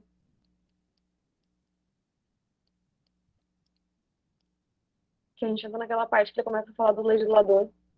Se vocês lembram disso. Pode falar, João, se tu levantar a mão, pode. Ah, tá. Só antes disso, eu queria ressaltar dois pontos. A gente acabou... É uma parte bem pequena mesmo, mas sobre o... Só para explicar aquilo que tu tinha dito que o Dworkin ele vai falar, realmente. Quando a gente sabe sobre algum tipo de desvantagem da pessoa, ou quando é uma pessoa próxima da gente, então a gente não pode aplicar esse tipo de teste, né? Ou melhor, a gente tem que ocorrer a ideia do homem razoável. Ele vai falar de uma ideia de crédito moral. Eu não sei como que eu traduziria moral ledger aqui, Mas é basicamente a ideia de que quando eu estou tratando vamos dizer, de um tipo de conflito entre direitos abstratos entre as mesmas pessoas e que só afeta as mesmas pessoas, por exemplo, vamos pensar na situação de duas pessoas morando na mesma casa, sei lá, namorados ou mesmo colegas de república, em que os dois têm que estudar para provas diferentes, eles cursam cadeiras diferentes, estão sempre em prova, e tem que gastar um tempo para cozinhar e lavar louça um para o outro, e que, por causa disso, os dois, vamos dizer, a gente está. O recurso que os dois estão querendo fazer uso é o de estudar para a prova, e que alguém decide, vamos dizer, algum deles vai ter que cozinhar e lavar louça, e a gente tem uma situação em que, se a gente for considerar vamos considerar esse tipo de coisa como um evento recorrente, que acontece toda semana. Se a gente considerar isso apenas caso a caso, isoladamente, pode muito bem ser que só uma pessoa tem sempre que ceder, porque o custo relativo da outra pessoa fazer isso é maior. O que o Dworkin vai falar é que esse tipo de coisa ignora que esse tipo de relação contínua e autoconsciente que a gente tem com uma outra pessoa, por exemplo, relação de dois colegas de quarto que se reconhecem como colegas de quarto, ela é um tipo de relação que normalmente tem pressuposto algum tipo de crédito moral, no sentido de que a gente muitas vezes vai dizer, não, eu lavei da última vez, você lava dessa próxima vez a louça, e que isso reflete uma espécie de um crédito moral e de que esse tipo de cálculo que a gente faz de custos relativos, ele vai refletir essa espécie de contínuo, sei lá, de uma escada moral contínua, de um tipo de crédito moral que a gente tem. E é por isso que ele fala que relações contínuas entre pessoas e que só se afetam a elas vão ter um tipo de comparação de custos que é um pouquinho diferente de outro tipo de situação. Mas o que eu queria falar agora, voltando para o ponto onde a gente parou, é por que o Dworkin faz essa ressalva do caso da ambulância barulhenta e do caso da pessoa negra queimando folhas no quintal. O primeiro deles claro, o ponto principal é que essas são intuições morais muito fortes que a gente tem e que nenhuma teoria moral pode deixar de explicar. Ela pode, no fim, rejeitar, claro, mas é um desafio maior, mas ela tem que explicá-lo de alguma forma. O caso da pessoa negra, eu acho que é o mais interessante, porque o outro ele vai remeter à ideia de direitos e da distinção entre direito, entre questões de princípio e questões de política, que a gente já discutiu. Mas o argumento que o Dworkin dá para a questão, por exemplo, do homem negro que está queimando folhas no quintal dele, é mais interessante. Eu acho que ele é interessante porque reflete a dimensão moral da igualdade de recursos, que é o seguinte: se a gente deixa se a gente deixa preferências e preconceitos das pessoas entrarem dentro do cálculo dos custos das ações das outras pessoas, a gente vai ter uma distorção nesse tipo de mercado de recursos e de escolhas das pessoas, em que as escolhas das pessoas negras vão contar menos.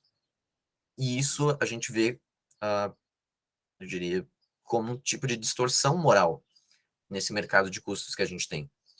Porque, enfim, porque a gente vai levar em conta as preferências das pessoas racistas de não verem um homem negro queimando folhas no quintal deles, e isso vai tornar as preferências deles nesse mercado de custos mais elevadas do que o direito dessa pessoa de queimar folhas no quintal dela normalmente, né?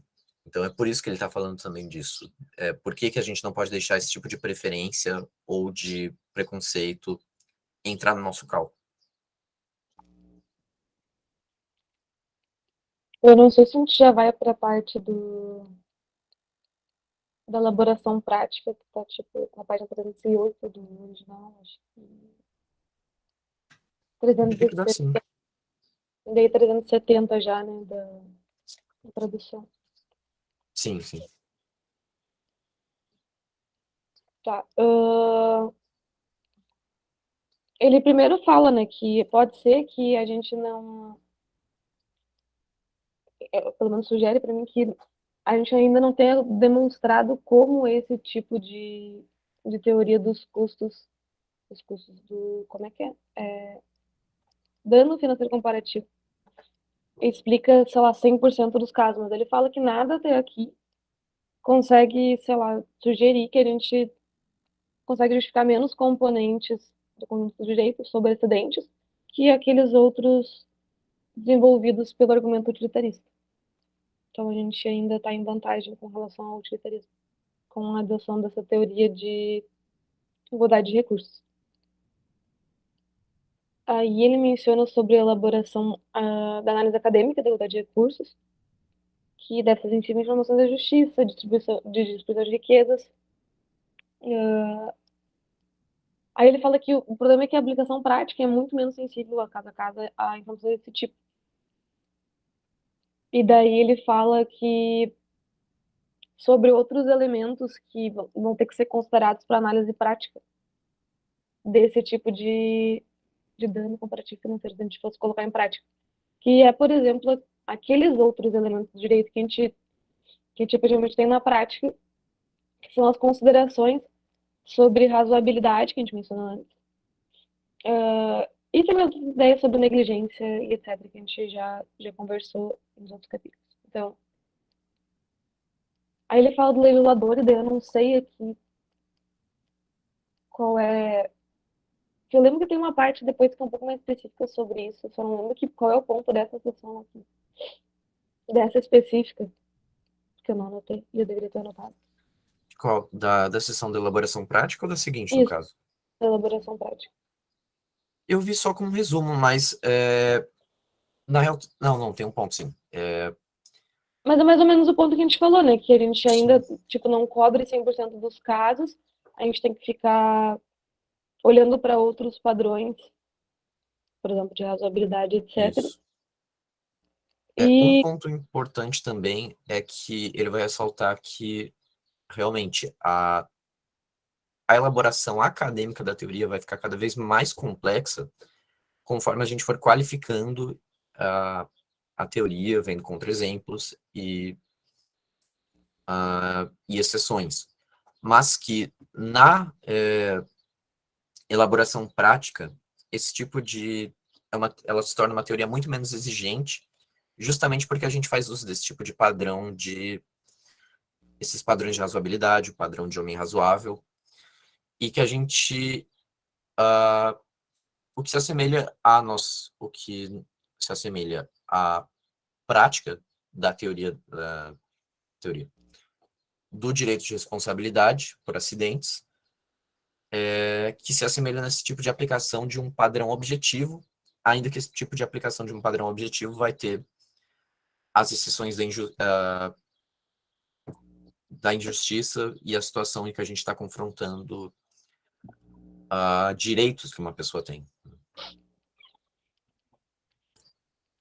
eu acho que daí a gente, entre aspas, passa.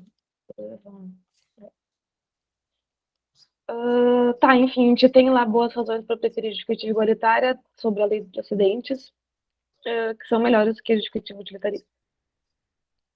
Então, aqui um resuminho de novo, né? Uma interpretação dos direitos sobre acidentes deve mobilizar um sistema de responsabilidade pessoal. E descobrimos que o argumento utilitarista não tem tal sistema a nos oferecer. Já o argumento igualitário oferece um sistema de responsabilidade que, além de atraente em si mesmo, reconhece a interação dinâmica entre o direito, a virtude pública e a responsabilidade privada, que é uma das características mais fascinantes da comunidade de princípios. Ele fala que o argumento igualitário tem uma outra característica importante, né, que limita o alcance da simulação de mercado, que foi o que a gente falou antes, não apenas as diferentes maneiras para as quais já chamamos atenção, mas também institucionalmente. Aí ele fala que o argumento utilitarista, por outro lado, né, oferece um ideal que, uma vez aceito, deve dirigir a legislação e a decisão judicial. Então, se uma comunidade for mais justa, sempre for mais feliz, que o argumento utilitarista, e se as normas jurídicas que regem a responsabilidade por acidentes ou ilícitos civis contribuirão ao máximo para a felicidade geral quando tornarem a comunidade mais rica como um todo, mediante a imitação de mercados hipotéticos, Então, sempre que se pedir ao parlamento que regule a velocidade em que podem ocorrer os trens quando as suspeitas se apresentarem ameaças de plantações, por exemplo, o objetivo deveria ser exatamente a criação dos direitos que seriam estabelecidos nas transações de mercado, fossem elas viáveis. O argumento igualitário, por outro lado, não tem essa consequência, pois para eles o legislativo, ao contrário dos cidadãos privados, tem ao mesmo tempo obrigações e oportunidade de melhorar a distribuição até então criada pelo direito. Tem responsabilidade que eles não têm, né? Dispõem de meios e estratégias às quais eles não têm acesso. Então, a gente admite que pelo menos as intuições demonstram que o governo, a própria comunidade personificada, adota um dever geral que os indivíduos não têm. Então, o governo tem a necessidade de tratar as pessoas com igual consideração e respeito, mas não os indivíduos. Basicamente, a gente retorna naquele ponto.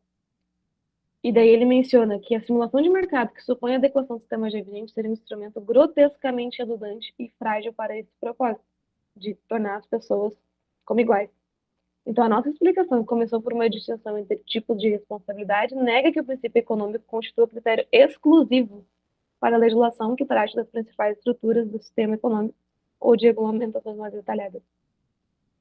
Então, ele fala que a gente volta para a distinção entre política e princípio, que aumenta um pouco mais, dá uma complexidade, mas explica melhor essa dimensão de responsabilidade pública e privada. Então, ele menciona que os cidadãos privados devem tratar as situações de conflito entre os direitos abstratos como se colocassem questões de princípios sobre direitos concretos de que cada parte dispõe. O legislador, por outro lado, não deve fazer isso. O legislador, o governo precisa conceber seu sistema de propriedade para tratar as pessoas como iguais, segundo uma concepção apropriada. Que, então, como a gente viu no capítulo 6, isso faz um tempo, o governo deve tratar esses direitos, sobretudo, como uma questão de política, como se recomendasse um objetivo coletivo geral que respeite a igualdade de interesses, tanto em termos gerais quanto estatísticos, em vez de supor que cada lei ou regra, julgada por eles por seus próprios méritos, deva considerar a cada cidadão algo que ele tem direito a ter. E ele diz que, em que pese isso é verdade, a questão de política, o legislador ainda tem que respeitar direitos e deveres, direitos políticos individuais. Mas uma legislatura pode, sobre outros aspectos, buscar o interesse geral coletivo mediante uma grande variedade de diferentes avaliações técnicas, cada das quais chega a uma distribuição um tanto diferente para cada pessoa. A gente já falou sobre isso também. Então, em geral, e daí aqui a gente está indo bem para a conclusão, um legislador não tem a necessidade de fazer escolhas políticas que produzam a distribuição de direitos e oportunidades que teriam sido negociados pelas partes especificamente afetadas. Então, as decisões do legislador não precisam ser do tipo tudo ou nada, do modo como certas circunstâncias práticas impõem decisões tudo ou nada de cidadãos que agem por si próprios. A legislação oferece a oportunidade de desenvolver um complexo sistema de regulação. Então, a gente tem aqueles exemplos que ele já falou, e fala das escolhas que o legislador pode fazer, e lá no fim, que eu acho que a gente pode ir, que é a tese mais geral que ele apresenta. Se eu não quiser ler essa parte, tá? O 374 da tradução. Ele mais ou menos diz o seguinte: quando os cidadãos privados se deparam com conflitos entre seus direitos abstratos nas normas de common law sobre a propriedade, direitos de seus distintos seus direitos resultantes de leis específicas, a gente deve resolver esses conflitos voltando para o princípio básico que o sistema geral precisa respeitar, que é o princípio de que devem ser tratados como iguais. Então, devem perguntar que concepção de igual interesse se considera como melhor expressão do sistema como um todo e adotar a expansão dos direitos concretos, que dentre as opções que eles caberiam nas circunstâncias melhores tiver essa concepção. E daí deixa eu ver se essa parte é interessante. Ele fala que a igualdade de recursos oferece a concepção ideal para esse propósito e afirma que as linhas básicas do direito norte-americano e inglês sobre riscos civis e negligência favorecem uma solução plausível do problema interpretativo dessa suposição. E ele fala que a gente continua com o problema, a gente ainda deixa mais ou menos inexplicado esses conflitos relativos a leis reguladoras com políticas bem definidas, pois direitos que as pessoas têm sobre tal lei dependem muito dessas políticas especiais para autorizar qualquer alteração decorrente de uma concepção de igualdade. Então, essas responsabilidades das pessoas vão depender de um conjunto diferente de problemas. E a gente vai considerar ele no próximo capítulo. Então, até aqui, a gente só considerou parte dessa ideia, que se eu não, assim, essas últimas semanas, esse livro tá me matando, porque eu tô lendo ele sempre na sexta-feira, o que é um erro, a gente tem que ler no primeiro dia depois do encontro grupo, senão é horrível de fazer. Mas, enfim, a gente não conseguiu, pelo que eu li, ainda explicar boa parte da questão de escolhas do legislador e o que os cidadãos fazem diante dessas escolhas de políticas do legislador. Mas, enfim, eu acho que a gente vai. É o que a gente vai ver no próximo capítulo, mas eu só tenho que me lembrar, assim, fixar. Eu acho que a gente tem. É o que que foi visto e o que que não foi visto nesse capítulo. Então, lá para os primeiros itens que a gente viu, é que a gente rejeitou aquelas concepções sobre aquelas teorias da justiça, entre aspas, que a gente considera como teorias da igualdade aqui, mais especificamente, que é as teorias utilitaristas. A gente também rejeitou a teoria libertária, e a gente rejeitou ela sem motivos muito explícitos, né? Esse livro não tem muita explicação, mas a gente rejeitou e considerou o que o Dworkin quer tratar, que é a igualdade de recursos. Ele disse que essa teoria da igualdade de recursos que pode melhor explicar a maneira que a gente se comporta e a maneira que justifica a maneira que a gente se comporta. Que é, por um lado, levando em consideração as expectativas dos outros, porém não tratando como se a gente tivesse o dever a todo tempo de tratar essas expectativas igual colocando um grau de importância igual às nossas expectativas. Então, basicamente, diz que a gente tem uma diferença entre as responsabilidades que o governo, a comunidade personificada, tem com relação às responsabilidades privadas. Então, por exemplo, a lei de acidentes, ela vai se basear, e aqui quem me pega um pouco mais a lei de acidentes, ela se baseia na responsabilidade privada, né? Das pessoas. Então, a gente tem ainda problemas para explicar esse tipo de responsabilidade privada só na questão do custo financeiro comparativo, acho que é, porque nós temos algumas circunstâncias que não são cobertas por ele, que são circunstâncias onde realmente esse tipo de adoção feriria a própria ideia de igualdade dessa comunidade de princípios. E deixa eu ver. O que mais que a gente deixou inexplicado nesse capítulo ainda? Deixa eu ver.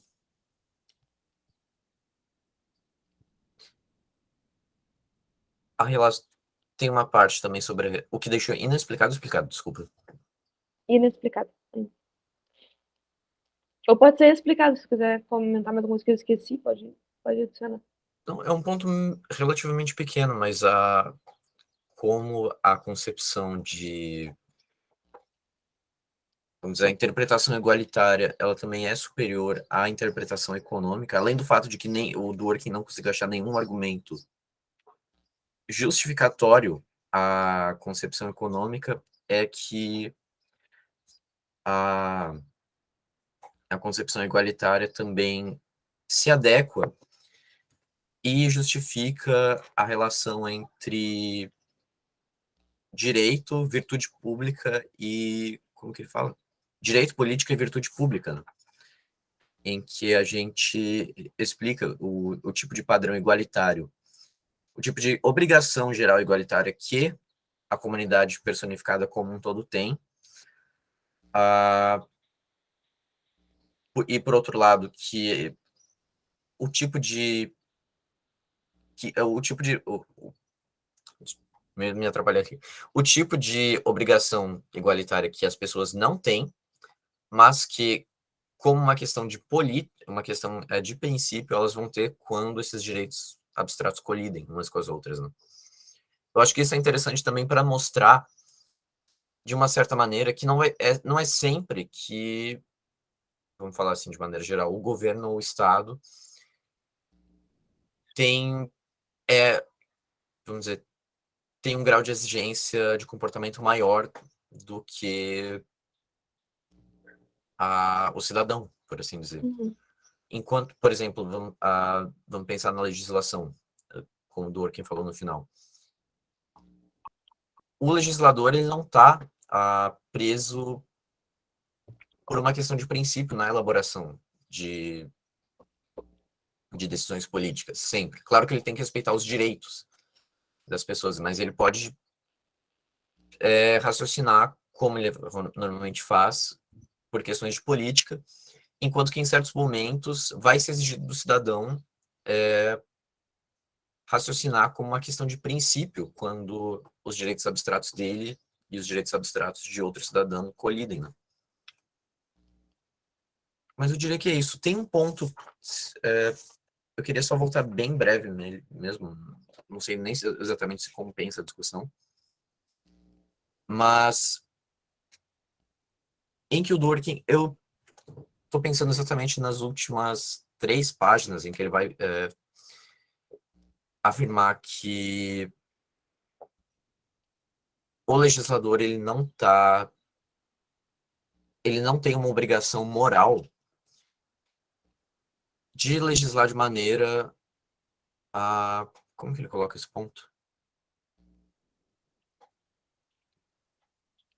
De legislar como uma questão de princípio, de acordo com o que seria requerido da igualdade de recursos, mas ele pode legislar simplesmente como uma questão de política para certos grupos específicos. A questão é, claro, como que eu explico esse ponto? Eu não consigo ver como que o legislador, se a gente assume uma teoria de igualdade de recursos, ele não tem algum tipo de obrigação de legislar de maneira a maximizar esse ideal, como uma questão de princípio. Claro, num certo sentido, mais utilidade é melhor do que menos utilidade. E se eu tenho algum tipo de política que, vamos dizer, maximiza a utilidade de alguns tipos de grupos e não fere nenhuma questão de princípio, por exemplo, não fere nenhum direito, isso é melhor do que não ter esse tipo de política. Mas eu não vejo como que não sobra, ainda nesse tipo de paisagem, algum tipo de dever moral que esse legislador tem de se aproximar o máximo possível desse ideal. Eu não sei se é a minha leitura do Dworkin que está perdendo alguma coisa aqui ou não nesse trecho. Mas eu não sei se isso chegou a te incomodar de alguma maneira ou algum de vocês. Mas esse foi um ponto que eu estava pensando agora ultimamente. Pois é. Tu diz dentro do próprio esquema da concepção do Dworkin de direito como integridade, que se incomoda em função do esquema geral. Não, nem Tu- exatamente do direito como integridade, mas da igualdade de recursos, né? Ah, tá, da igualdade de recursos, entendi. Sinceramente, eu não sei se eu só li mal ele. Pode ser Mas muito bem, na verdade, na mas próxima sessão ele vai desenvolver essa parte, não? Ou não? pelo que eu entendi, sim. Ou pelo menos, eu acho que sim, na verdade, Mas mas... ele fala que não precisa pressupor, não precisa levar em consideração como uma questão de princípio, ele fala isso. ah, Ele não dá. exatamente nessa formulação. Eu vou até repetir aqui para não falar besteira, mas aqui ele vai colocar o nosso principal argumento, isso é a página 310 do original. Tá. Último parágrafo. Nosso principal argumento supõe que cidadãos privados devem tratar ocasiões de conflito entre direitos jurídicos abstratos como dando vazão a problemas de princípio sobre direitos concretos que cada parte finalmente tem. Mas não se segue que a legislatura ou o legislador deva tratar toda decisão que ele faz ao regular e distribuir propriedade, ou mesmo nas leis que ele faz sobre responsabilidade e negligência, como questões de princípio ao invés de questões de política. Nós insistimos que o governo desenhe o seu sistema de propriedade de forma a tratar as pessoas como iguais sob uma concepção apropriada. Isso é uma fundação. Desculpa. isso é a fundação do nosso argumento para a interpretação igualitária desses ramos do direito. Mas, como a gente viu no capítulo 6, o governo deve tratar esse requerimento principalmente como uma questão de política, como recomendando um objetivo geral e coletivo que respeita a igualdade de respeito, desculpa, a igualdade de respeito e consideração de forma geral e estatisticamente, ao invés de supondo que cada lei individual ou regulação julgada ao seu todo deve atribuir a cada cidadão somente aquilo ao qual ele realmente tem direito. Então ele realmente fala. Pois é. Tá, eu acho que agora eu peguei um pouco mais o ponto do Dworkin, na verdade. É porque ele tem É que, capítulo, né, que a gente já falou sobre isso. a gente tem que tratar o direito como um todo, como mirando esse ideal, não a lei pedacinho por pedacinho, né? Uhum. Tá, esse ponto faz sentido, só que ainda assim eu acho que mesmo num caso como esse, eu acho que ainda sobra espaço para um tipo de dever de maximização desse ideal de igualdade de recursos, que eu não vejo como não deixa de ser Um princípio. um princípio ou um dever moral desse legislador, que age supostamente sob o ideal da igualdade de recursos. Uhum. Eu vejo como um utilitarista não precisaria argumentar esse tipo de coisa, mas eu não vejo como ele poderia fugir disso. Eu não sei. É o que eu tenho que pensar mais a respeito, mas não é que a posição dele seja exatamente irrazoável, e mais que isso, ela se assemelha, se adequa muito bem à nossa prática, em que a gente não exige a gente no geral, tanto cultura jurídica brasileira, americana, inglesa, não exige do legislador, no tipo de política que ele faz a partir de uma decisão política, que, vamos dizer, que ele beneficie cada cidadão somente de acordo com aquilo que ele deveria ter, de acordo com a igualdade de recursos. Mas eu não sei, tem algo estranho nisso para mim. Eu não sei, eu tenho que pensar sobre isso para não ficar só gaguejando por aqui, mas eu vou pensar sobre isso depois. A gente vê nesse próximo capítulo, acho que ele vai tratar um pouquinho mais disso. Eu acho que o próximo é sobre as leis, né? Mas eu vou finalizar a gravação, mas eu vou falar com vocês depois, tá? Primeiro só um tchau formal pro pessoal que tá me assistindo. Deixa o like. Peraí, que eu vou parar. Ai, eu não tenho como parar de gravar no. Parar de gravar no PC. Peraí. Eu queria falar com vocês sobre algumas coisinhas mais formais. Peraí, não tô entrando aqui.